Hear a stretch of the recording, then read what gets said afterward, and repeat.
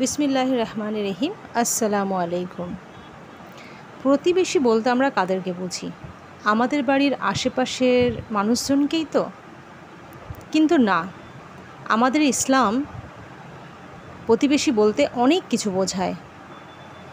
আল্লাহ তাআলা কোরআনে প্রতিবেশীদের কথা বলতে গিয়ে সূরা নিসার আয়াত নম্বর 36-এ বলেন, আর তোমরা পিতা মাতা, আত্মীয় স্বজন, ইয়াতিম, অনাথ, মিসকিন, নিঃস্ব, নিকট প্রতিবেশী, দূর প্রতিবেশী, সঙ্গী সাথী, মুসাফির এবং তোমাদের অধীনস্থ দাস দাসীদের প্রতি সৎ ব্যবহার করো। কত সুন্দরভাবে এই আয়াতে আল্লাহ তাআলা আমাদের বুঝিয়েছেন যে প্রতিবেশী কারা। কিন্তু আমরা তো কোরআন থেকেই অনেক দূরে, হাদিস থেকেও দূরে, তো জানবো কী করে প্রতিবেশী কত প্রকারের এবং কাদেরকে আল্লাহ প্রতিবেশী বলেছেন। ইসলামে যেরকম সমস্ত কিছুর হক নিয়ে কথা বলা হয়েছে, এই প্রতিবেশীদেরও কিছু হক আছে, অধিকার আছে, সেই বিষয়েও আল্লাহ তাআলা বলেছেন। প্রতিবেশীর উপকার করতে বলেছেন জাতি ধর্ম নির্বিশেষে, মানে সেখানে মানুষ বলে তাকে আগে বিবেচনা করতে হবে, তার ধর্ম দিয়ে তাকে বিবেচনা করলে হবে না।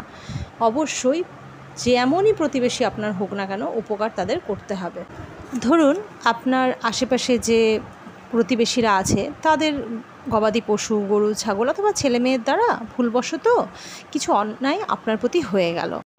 দেখবেন এই ব্যাপারটাতে কিন্তু আমরা সবসময় দেখতে পাই, বিশেষ করে গ্রামে গঞ্জে অহরহ ঘটতে থাকে। কিন্তু এই ক্ষেত্রে আল্লাহ তাআলা বলেছেন সবরের সঙ্গে কাজ করতে, অর্থাৎ সেই সিচুয়েশনে ঝগড়া না করে ধৈর্যের সঙ্গে, সবরের সঙ্গে আপনারা সেই সমস্যাটার সমাধান করবেন, এটাই আল্লাহ তাআলা চায়। আবার দেখুন, শুধু যে এই ধরনের প্রতিবেশীর কথা আল্লাহ বলেছেন মানে বাড়ির আশেপাশে বা আত্মীয় স্বজন বা বাড়ির দূরের, তা নয়।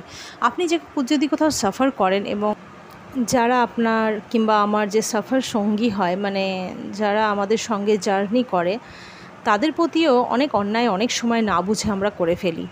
ধরুন তখন না ব্যাপারটা এরম হয় যে আমরা নিজের স্বার্থের কথা চিন্তা করি, কিন্তু এখানে আল্লাহ তাআলা সেটা বারণ করেছেন এবং সেখানেও বলেছেন যে প্রতিবেশীর হক আদায় করতে, অর্থাৎ তার সঙ্গে সদাচরণ করতে এবং সৎ ব্যবহার করতে। কিন্তু আমরা সেই সময় একদমই নিজের স্বার্থের কথা ভাবি এবং ভুলে যাই যে এখানে তাদের সঙ্গে কি ব্যবহার করা উচিত।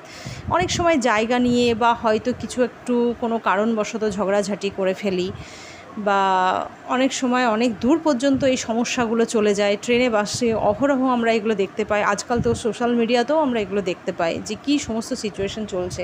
তো অন্তত আমরা আমাদের মুসলিম মুমিন ভাই বোনদের কাছে এক্সপেক্ট করব যেন এমনটা না হয়।